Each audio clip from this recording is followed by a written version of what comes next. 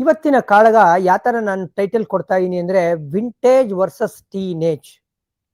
ಯಾಕಂದ್ರೆ ಒಂದ್ ಕಡೆ 19 ವರ್ಷದಿಂದ IPL ಆಡ್ತಾ ಇದ್ದಾರೆ, ಇನ್ನೊಂದ್ ಕಡೆ 19 ವರ್ಷದವರು IPL ಆಡ್ತಾ ಇದ್ದಾರೆ.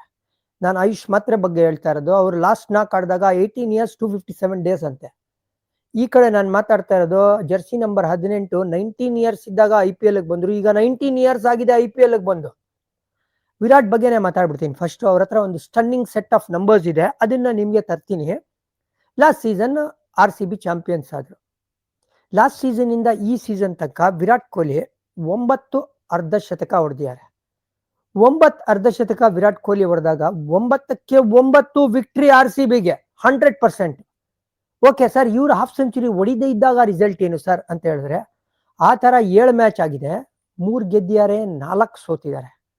ಅಂದ್ರೆ ವಿರಾಟ್ ಬಗ್ಗೆ ನೀವೆಲ್ಲ ಮಾತಾಡ್ತಾರೆ ಸ್ಟ್ರೈಕ್ ರೇಟ್ ಕಮ್ಮಿ ಸರ್, ಅವ್ರು ಹಂಗೆ ಹಿಂಗೆ ಅಂತ. ಬಟ್ ಇತ್ತೀಚಿನ ದಿನಗಳಲ್ಲಿ ಅವ್ರು ಆಡಿರೋ ಪ್ರತಿ ಇನ್ನಿಂಗ್ಸ್ ಇಂಪ್ಯಾಕ್ಟ್ಫುಲ್ ಇನ್ನಿಂಗ್ಸ್ ಅಂತ ಈ ನಂಬರ್ ಕತೆ ಹೇಳ್ತಾ ಇರೋದು.